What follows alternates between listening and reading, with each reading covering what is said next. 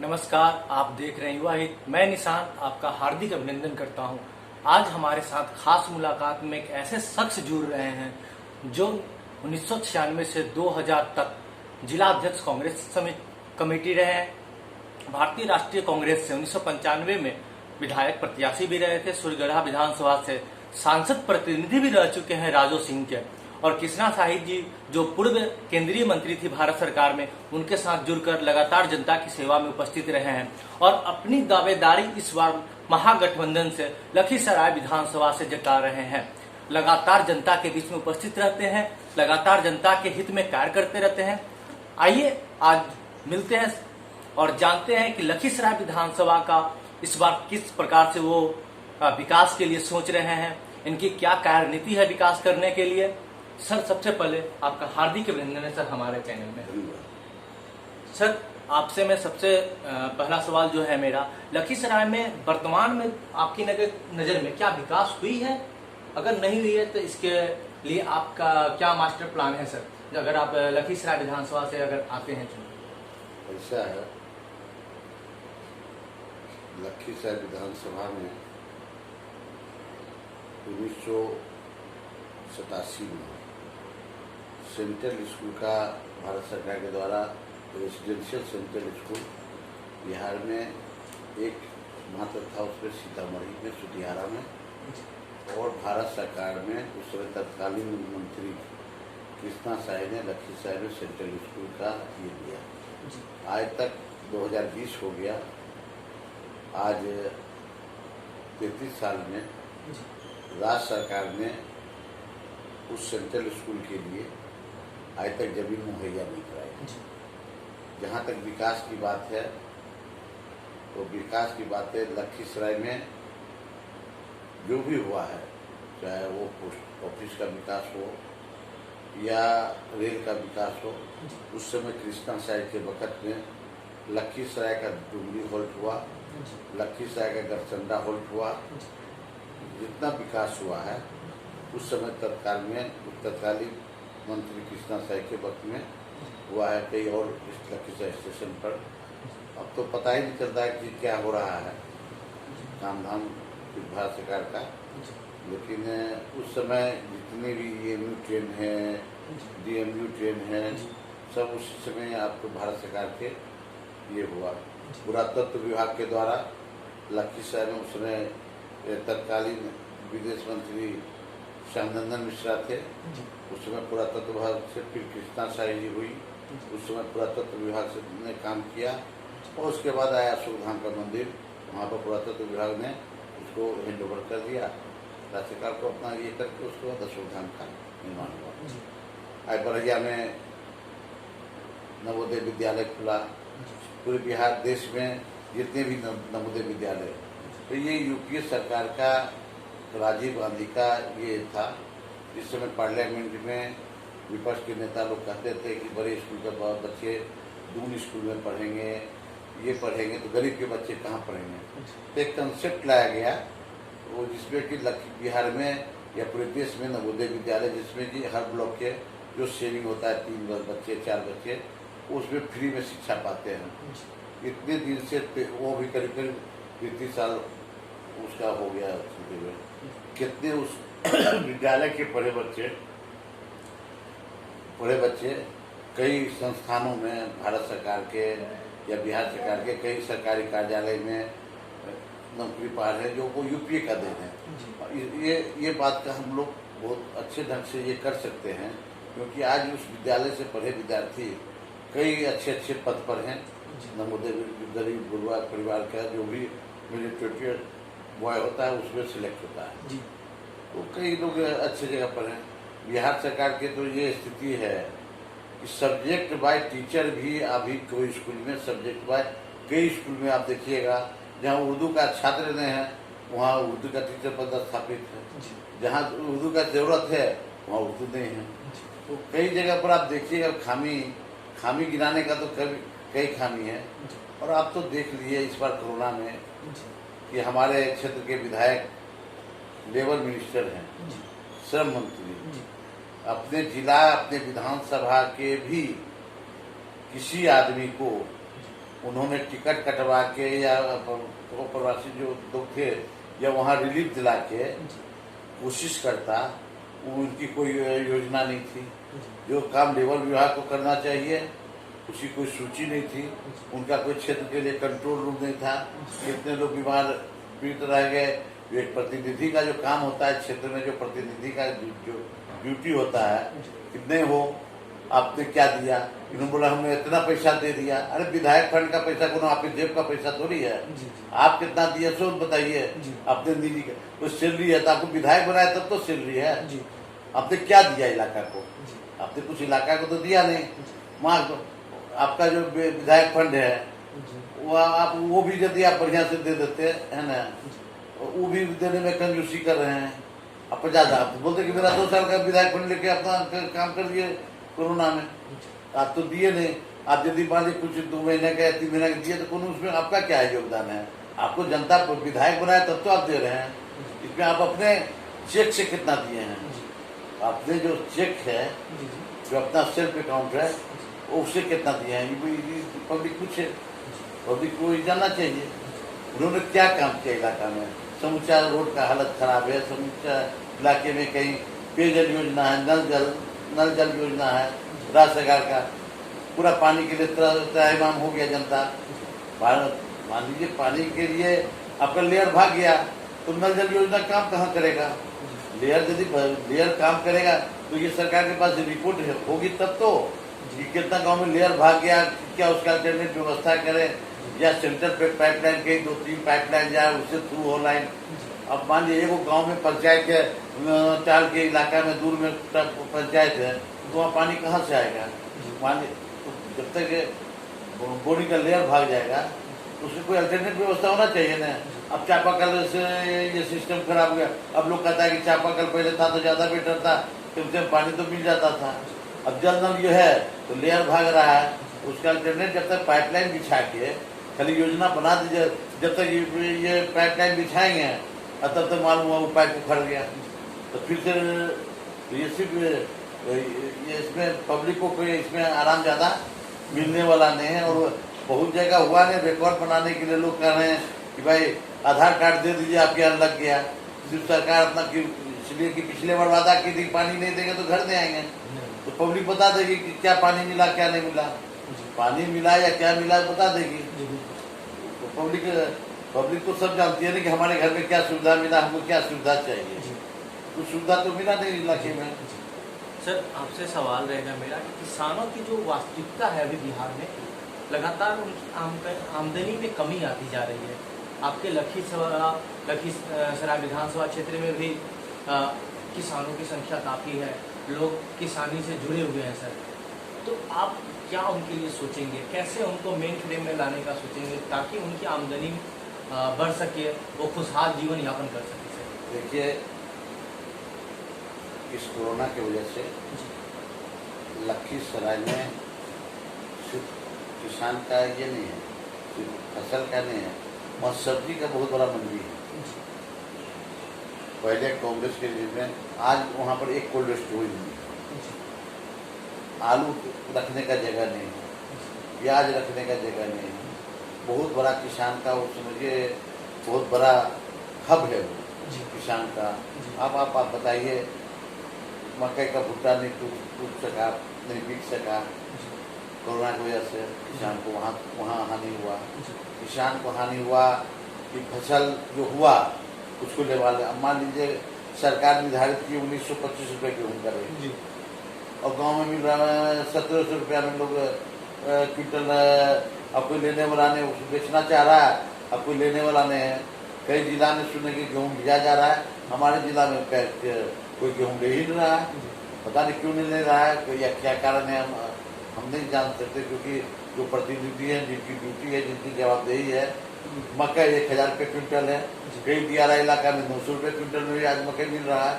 3500 रुपये का दर है चना का, चना का दर उसमें भी लेवाल नहीं है लोग। अब मान लीजिए कभी भाव जब अभी हम बात कर रहे हैं उसका 100-200 रुपया घटता बढ़ता रहता है। भिंडी 2 रुपये किलो बिका, हमने भिंडी तोड़ाए लोग खेत में छोड़ दिया तोड़ना, 10 रुपये में 2 किलो नेनुआ मिलने लगा। यही हाल सब्जी का भाव रहा। इसलिए किसान को इस बार जो फसल मेहनत किए थे और जो उसका होना कई वजह है, कुछ कोरोना का भी वजह है और कुछ साधन न रहने के कारण, और इस बार सब्जी का फसल अच्छे किसान उत्पादन भी किए, जिसकी वजह से ज़्यादा बाजार में ये रहा और ट्रांसपोर्ट सिस्टम नहीं रहने के कारण भाव नहीं मिल सका किसानों को। इसलिए किसानों को बहुत हानि हुआ और वो इसको सरकार को सोचना चाहिए, प्रतिनिधि को इसकी आवाज़ उठाना चाहिए। किसान को आम का भी वही हाल रहा। आम हमारे इलाका में बहुत होता है, चार इलाका में बहुत कम मंजा गिरा, मतलब जो होता है फसल का जो मंजा होता है 1 बीघा में 6 क्विंटल कम से कम चना होना चाहिए, कहीं 2 क्विंटल कहीं 3 क्विंटल गिरा। ये सब काफ़ी, और जैसे हमारे यहाँ किसान के लिए एक दलहन केंद्र था बड़ैया में, जो फ्री में बीज उत्पादन पहले मिलता था, वो केंद्र वहाँ से उठ गया, कोई उस पर ध्यान नहीं दिए। दलहन केंद्र जो हम लोग के बड़ैया में था वो भी बंद हो गया। चार में भी कोई योजना अभी तक नहीं बन पाई। तो कहीं सब मुद्दा है किसान के लिए, कहीं नहर है तो कहीं नहर में सफाई नहीं है, कहीं मतलब हम लोग का इलाके में 4 तरह का कल्चर है। बड़ैया का अलग है, दियारा का अलग है। दियारा इलाका में मान लीजिए गेहूँ वगैरह होता है, मकई होता है, सोयाबीन होता है। अब सोयाबीन मान लीजिए किसान वहाँ उत्पादन करता है। अब कई इलाका में मान लीजिए जो सोयाबीन इसलिए लोग लगाने लगे कि वहाँ जो जानवर लोग उसको कम जो हानि पहुँचा दे, उसको सोयाबीन को लोग नहीं करते हैं। लेकिन कई जगह जो है जो जानवर लोग उसको हानि कर देते हैं। इसीलिए दियारा में अब सोयाबीन का वहाँ पर उत्पादन होगा, लेकिन जिला स्तर पर उसका खरीद केंद्र नहीं है। अब उसको ले जाना पड़ता है दूसरे जिला में। हमारे हर जिला में कम से कम एक कृषि विभाग ये लगाना चाहिए कि कृषि में उपकेंद्र है। अब हमारे यहाँ खस का खेती लोग कुछ करते हैं, तेल उसको निकालने के लिए जाना पड़ता है गोपालगंज, समझे ना। कई तरह की खेती है जो उसको बताया नहीं जाता, कोई ऐसा केंद्र नहीं है जो कैंप लगा के, जैसे पहले के ज़माना में हम लोग टाल में भी वैज्ञानिक लोग आते थे, टाल में बताते थे कि क्या उत्पादन होना चाहिए, कैसे उत्पादन। इस तरह का कोई केंद्र है 15 साल में कोई इस तरह का इस पर कोई ज़्यादा सिर्फ क्या है, तो कभी कोई भारत सरकार का स्कीम आया तो कोई सब्सिडी रेट में ही लीजिए, सिर्फ दुकान धंधा चल रहा है। बाकी जो जमीन के स्तर पर जो होना चाहिए है ना, वो नहीं पहुँच पा रहा। आपने सर जहाँ बात की शिक्षा की व्यवस्था को सुधार के लिए क्या करना चाहिए, और आपका क्या नज़रिया है सर, क्या परसेप्शन है, शिक्षा में कैसे सुधार की ज़रूरत है? हर विद्यालय में विधायक का प्रतिनिधि सचिव होता है। यदि आप ढंग से सचिव बनाएंगे तो जवाबदेही विधायक की होती है सचिव नियुक्ति करने का, और नाम वही तय करते हैं। यदि सचिव एक पहले भी पुराने ज़माने में होता था, अब नई व्यवस्था है, पहले लोग सचिव बनते थे तो बड़ा ध्यान देते थे, बैठक होती थी। अब तो जो बन रहे हैं तो टेबल कुर्सी आया, फलना आया, जब दस्तखत दोनों मिल के करेंगे तो कुछ खाएंगे, यही व्यवस्था कायम है अभी। ऐसी बात तो ये है, लेकिन ढंग के यदि सचिव रहेंगे, सब्जेक्ट वाइज टीचर रहेगा, सब्जेक्ट वाइज स्कूल ये रहेगा। कई लोग शिक्षक लोग पढ़ाना चाहते हैं, हमारे कहीं कमरे का कमी है, कोई इस पर नहीं है लाइसेंस है, कोई कमरे, हमारे कोई विद्यालय है तो कमरा नहीं है, कई जगह कुछ नहीं है, कई जगह सचिव लोग जो विधायक होते हैं वो अरंगा करते हैं। ये सब चीज़ से अरंगा से हम दूर रखेंगे। यदि हम चुनाव लड़े, प्रतिनिधि बने, तो ये सब अरंगा से शिक्षा के प्रति कोई कंप्रोमाइज़ नहीं, हेल्थ स्वास्थ्य के प्रति कोई कंप्रोमाइज़ नहीं होगा। सबको बढ़िया से स्वास्थ्य और शिक्षा मिलेगा इलाके में, और जो भी व्यवस्था इसमें अच्छा से हो सके वो हम करने का प्रयास करेंगे। यदि हमको टिकट मिला, चुनाव लड़े, चुनाव में सफलता पाए, तो हम ये व्यवस्था जरूर कायम करेंगे, उसको ईमानदारी से मिलेगा। सर इतिहास में मैं जब पढ़ रहा था तो मुझे पता चला बिहार में जो भी श्रम मंत्री बने हैं सर, वो दोबारा चुनाव जीतकर नहीं आ पाए हैं। तो आप इसको क्या समझ रहे हैं सर, कैसे देख रहे हैं? या माना जाए कि जो भी श्रम मंत्री है उन्होंने रोजगार के प्रति कोई काम ही नहीं किया, श्रमवीरों को अपने बिहार में काम देने का काम ही नहीं करता है, ये भी मान सकते हैं उनको दोबारा ना चुनाव जीतने की वजह? ऐसा है, ये तो कई चीज़ का तुक्का होता है जी। चीज का टूटता होगा। श्रम मंत्री जो भी आज तक रहे, अब सब तो ऐसे नहीं होंगे। जी हम इनके बारे में का व्यक्तिगत रूप से जानते हैं, क्षेत्र के में विधायक हैं, तो हम जानते हैं कि ये क्या, इनका क्या कार्यक्रम। बाकी लोग के बारे में हमको नहीं आइडिया है जी लेकिन श्रम मंत्री का ऐसा रहा है जी तो इसको देखना चाहिए भाई कि भाई सब विभाग इनको नहीं लेना चाहिए, कोई अच्छा विभाग लेना चाहिए था जो दोबारा ये आ सके।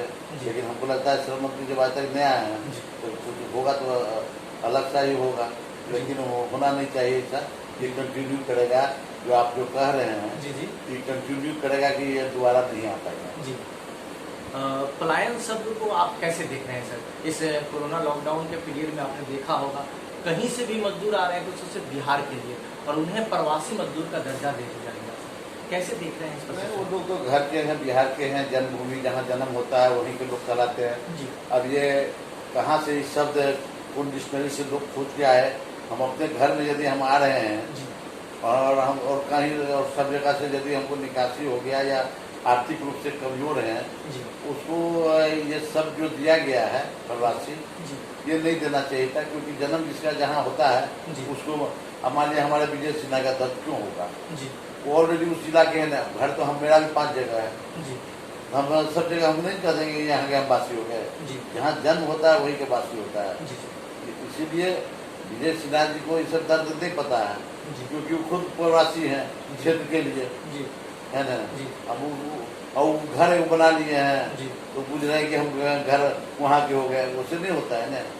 जिसको दर्द होता है, जो जन्म लेता है, जो बचपन में खेलता कूदता है, उसी को दर्द होता है क्षेत्र के बारे में। अरे तो हम लोग क्या राजनीति में आना कोई ये नहीं, हम लोग बेसिक है कि हम लोग को चाहिए पब्लिक का जो भी जितना समय है वो उसके बीच में जो भी काम करना है या इतने दिन से करने का जो एक्सपीरियंस है वो है, वो उसका हम उतारे, जमीन पर उतारें।